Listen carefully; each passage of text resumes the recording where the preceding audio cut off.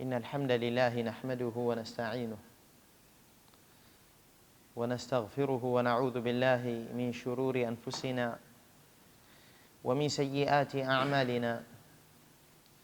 من يهده الله فلا مضل له ومن يضلل فلا هادي له، وأشهد أن لا إله إلا الله وحده لا شريك له، وأشهد أن محمدًا عبده ورسوله صلى الله عليه وعلى آله وأصحابه وسلم تسليما كثيرا وبعد. Ndugu Islam, asili katika Uislamu ni kwamba mwanamke ndiye mlezi katika familia na ni mtu ambaye kheri yake zaidi na usalama wake mkubwa ni kubaki katika nyumba yake.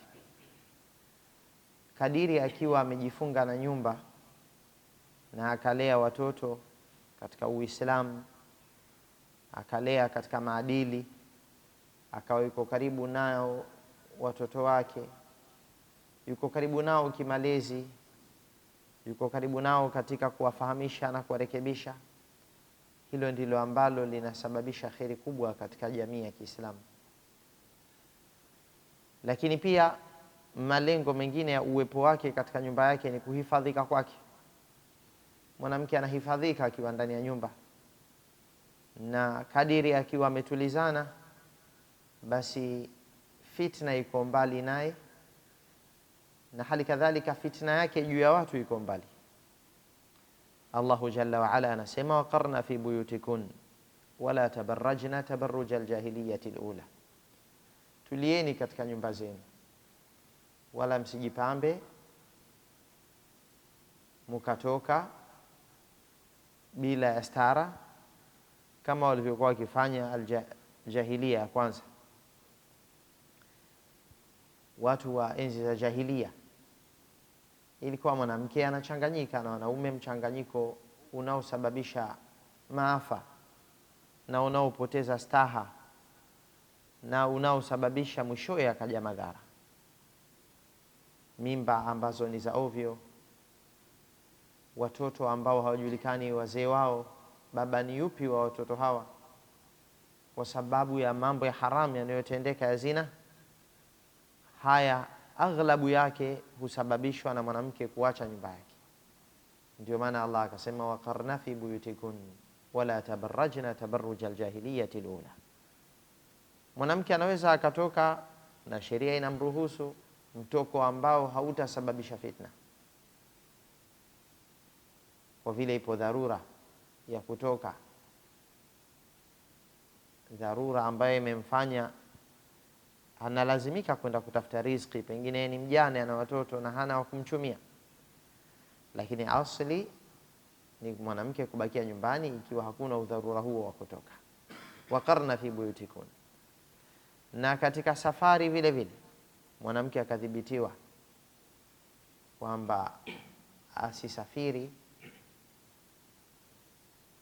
katika safari ambayo itakuwa imefikia masafa kadhaa ila na mahramu wake, na Mtume sallallahu alaihi wasallam akabainisha mpaka ikaja hadithi masiratu yawmin wa laila, mwendo wa usiku na mchana. Ikishakuwa ni safari inaweza ikachukua mwendo wa usiku na mchana, na zama zile wakisafiri juu ya ngamia, ina maana mwendo wa ngamia wa usiku na mchana. Ikiwa imefikia urefu huo wa safari, asisafiri ila na mahramu wake.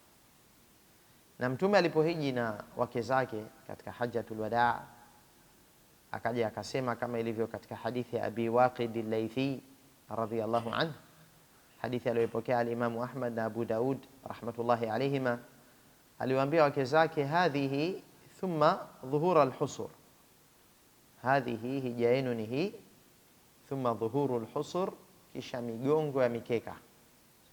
Maanake alipendelea kwa wake zake wabakie majumbani, wao wamekaa juu ya migongo ya mikeka na mazulia.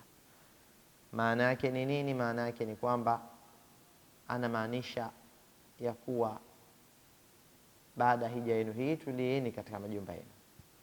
Na walifanya hivyo baadhi ya wake wa Mtume sallallahu alaihi wasallam, wakaona kwamba Mtume akasema baada hapa tuyalazimu mikeka, tubakie katika migongo ya mikeka, manake wabaki ndani ya majumba yao. Hilo likawafanya wawe wametulizana katika majumba, wasisafiri safiri. Ibn Kathir katika tafsiri yake alipoeleza hadithi hii anasema, yani Mtume anakusudia ilzamna dhuhura alhusur, kama kwamba bakieni mujilazimishe katika migongo ya mikeka, wala takhrujna min albuyut, wala msitoke majumbani. Mkeka unatandikwa ndani ya nyumba, na maksudi ya kutandikwa kwake maana unatumika kwa ajili ya kukaa juu yake. Kwa hiyo Mtume anaposema maneno haya alayhi salatu wasalam, anamaanisha kwamba bakieni tena katika majumba yenu, muyalazimu mikeka yenu bila ya kuwa nyinyi ni watu wa kusafiri safiri. Hili linamweka salama zaidi mwanamke ikiwa hakuna haja au dharura hiyo ya safari.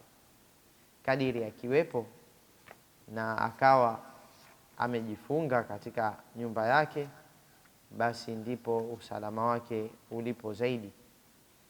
Ndio maana Allah azza wa jalla akawaambia waqarna fi buyutikum. Ummu Salama radhiyallahu anha alisema, ya Rasulullah, taghzu rijal wala naghzu. Ya Rasulullah, wanaume wanapigana vita, sisi hatupigani. Wala na nisfu almirath, na sisi tuna nusu ya mirath. Katika jambo la dini wametuzidi, wao wanapigana, sisi wanawake hatupigani. Jambo la kupigania Uislamu. Pili, sisi tuna nusu ya mirath na wao wanaume wanachukua mara mbili ya chetu sisi, akikusudia sisi tunapata nusu ya mirathi ya kwao. Kwa hiyo nataka kusema kwamba katika machumi ya akhira wametuzidi, wao wanaipambania dini, si hatuna nafasi hiyo. Na katika jambo la mirath, manufaa ya dunia, pia wao wamepata mara mbili yetu, kwa sababu Allah anasema lidhakari mithlu hadhil unthayain, mwanamume anapata mara mbili, yani anapata fungu la wanawake wawili. Wanawake wawili mafungu yao ndio yanaenda kwa mwanamume mmoja. Allahu azza wa jalla akaiteremsha aya, wala tatamannau ma faddala Allahu bihi ba'dakum ala ba'd, wala msitamani kile ambacho Allahu azza wa jalla amewafadhilisha nacho baadhi yenu akawanyima wengine. Kama jinsia ya kiume ishapewa fadhili hiyo, msitamani walichoboreshwa nacho, kwa sababu katika dini hakuna dhulma. Allah azza wa jalla hajadhulumu. Ikiwa ameufungua mlango huu kwa wanaume, basi na iko milango pia imefunguliwa kwa wanawake. Kwa mfano, mwanamke ana nafasi nyepesi ya kuingia janna. Kitendo cha kumtii kwake mumewe ni amali kubwa, mpaka Mtume akasema, idha sallatil mar'atu khamsaha, mwanamke akisali sala zake tano, wa samat shahraha, akafunga mwezi wake wa Ramadhan, wa ata'at ba'laha, na akamtii mumewe, dakhalatil jannata min ayi abwabi aljannati 8 shahat, ataingia janna kupitia mlango wowote katika milango 8 atakao. Hii fursa kapewa mwanamke, haikutajwa kwa mwanamume, lakini imetajwa kwa mwanamke ikiwa atazifanya amali hizo, yani amali hizo maalum zilizotajwa katika hadithi hiyo, na hususan amali ya ta'atul ba'al, kumtii mume, ambayo hiyo ataikosa mwanamume, sababu mwanamume yeye ndio mwanamume, hakupewa nafasi hiyo kwamba akimfanyia mambo mkewe atachagua mlango wowote katika milango 8 ya janna, kwamba labda na yeye kafunga huo mwezi, kasali sala 5, lakini pia naye katekeleza jukumu lake juu ya mkewe. Hakuahidiwa kwamba atakuwa na nafasi ya kuchagua mlango atakao katika milango 8. Ili kapewa nafasi hiyo mwanamke kwa amali kubwa ya utiifu juu ya mumewe, na hilo ni jambo la ndani ya nyumba bila shaka, ambalo limeunganishiwa sambamba na hizo nguzo za Uislamu. Zimetajwa nguzo, lakini ikatajwa pia ta'atul ba'al.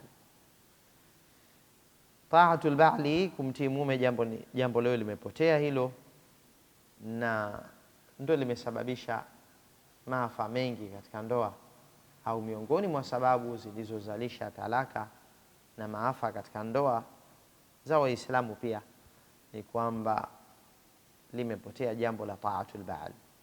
Kwa hiyo dini yetu ya Uislamu inapenda sana furaha ya mwanamke, uchungu wa mwanamke, kulindwa, kuhifadhiwa, hali kadhalika